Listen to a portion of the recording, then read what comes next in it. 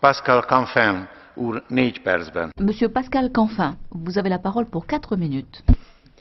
Oui, bonjour Monsieur le Commissaire.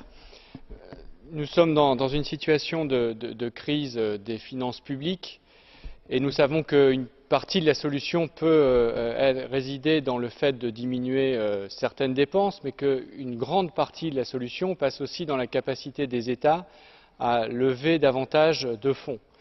Et donc la question qu'on doit se poser, c'est quel type d'impôts on peut augmenter, quel type d'impôts on doit augmenter et quelles seront les conséquences de ces augmentations d'impôts. Et donc notre analyse en tant que groupe des Verts, c'est de se dire on peut difficilement augmenter de manière importante les impôts qui sont payés par les petites entreprises, celles qui créent majoritairement des emplois. On peut difficilement augmenter les impôts payés par les ménages, à l'exception de ceux payés éventuellement par les plus riches, parce que la plupart du temps, ces taux d'imposition sont déjà suffisamment importants, notamment en Europe. Et donc la question qui se pose, c'est de savoir quels impôts on augmente. Si on n'augmente pas l'impôt sur les PME, si on n'augmente pas l'impôt sur les ménages, si on n'augmente pas la TVA, forcément, il faut bien ouvrir le champ. Et donc notre analyse, c'est que la taxe sur les transactions financières, c'est finalement l'impôt qui est le moins douloureux pour l'économie européenne. Et donc c'est l'impôt qui a le moins de conséquences négatives dans la concurrence mondiale pour l'économie européenne. Par ailleurs, depuis une dizaine d'années, le coût des transactions financières a extrêmement diminué sous l'effet d'un certain nombre de progrès techniques, si on peut les appeler ainsi, et sous l'effet de réglementations européennes. Finalement, ces baisses de coûts de transaction ont été captées intégralement par l'industrie financière et par les banques. Il ne serait pas totalement illégitime qu'une partie du bénéfice lié à la baisse de ces coûts de transaction revienne à la puissance publique qui a sauvé ces mêmes banques au travers d'une taxe sur les transactions financières.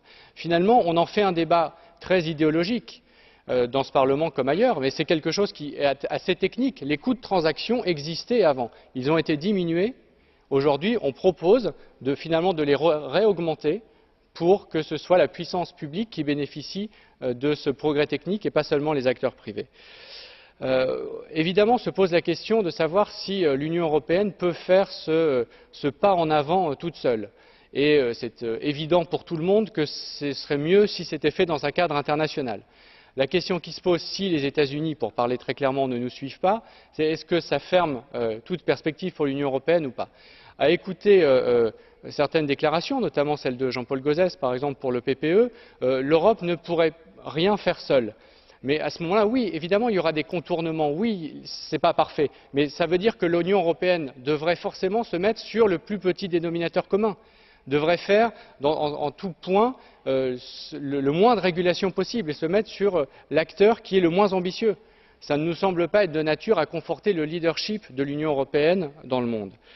Par ailleurs, on peut tout à fait imaginer que l'Union européenne mette en place cette transaction seule. Tout simplement parce que les flux de l'Union européenne, les flux de capitaux qui nous concernent, à un moment viennent de l'Union européenne, partent ailleurs éventuellement et reviennent dans l'Union européenne. Et au moment où ces flux partent et reviennent, on a la possibilité de savoir, d'exiger une traçabilité de leur part et de savoir s'ils ont payé ou non cette taxe sur les transactions financières. S'ils l'ont payé, pas de problème. S'ils ne l'ont pas payé, à ce moment-là, on peut faire une taxe à l'entrée ou une taxe à la sortie. On l'a fait pendant des années avec un tarif extérieur commun, c'était dans l'économie réelle. La mondialisation financière nous oblige à le faire maintenant sur la sphère financière de l'économie et c'est tout à fait possible sur le plan technique. Ce qu'il faut, c'est de la volonté politique. Merci.